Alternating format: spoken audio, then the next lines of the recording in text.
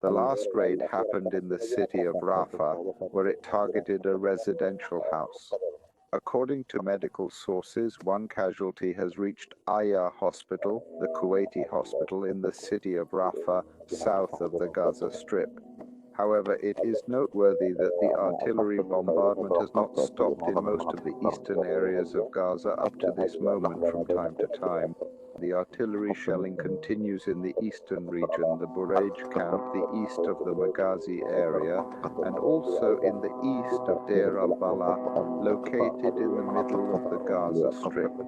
These are areas exposed to artillery shelling, along with the ongoing violent artillery shelling on the Khan Yunis area and the center of Khan Yunis city, south of the Gaza Strip.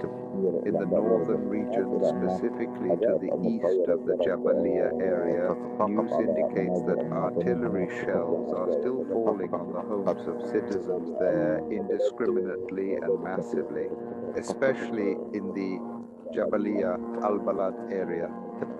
In the context of the ongoing violent artillery bombardment on these areas in Gaza City, the situation is still very challenging up to this moment.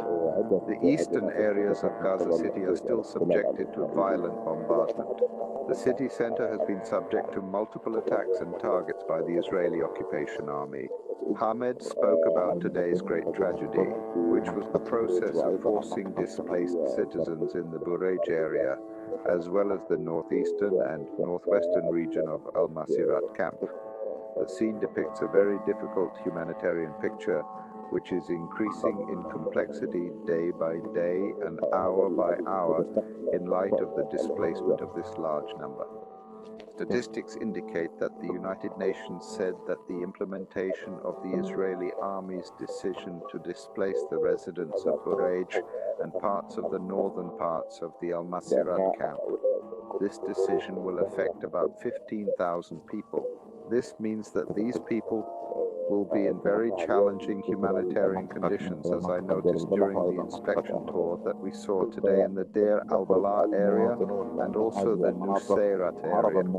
How do citizens leave these areas to escape the bombing and the hell of shelling they are exposed randomly and directly, whether by fire belts and airstrikes on one hand or by artillery shelling, which push them to leave in two ways? Either here to the city of Deir al-Balah in the middle of the strip or to the city of Rafah in the south, Gaza Strip. But the biggest issue is that even those who arrived in the city of Rafah will not find a safe place, firstly, and secondly, the areas are increasing. This area is narrow, which makes the conditions worse for them amid a complete absence of health and life necessity.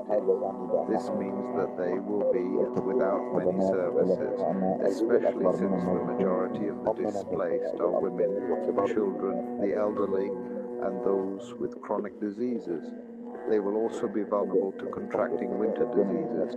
We are talking about the winter season, the low temperature at night primarily, the absence of all special heating means to combat the winter season, and the absence of vital facilities and other places that can shelter them and protect them from the winter cold and even rainwater in the Gaza Strip.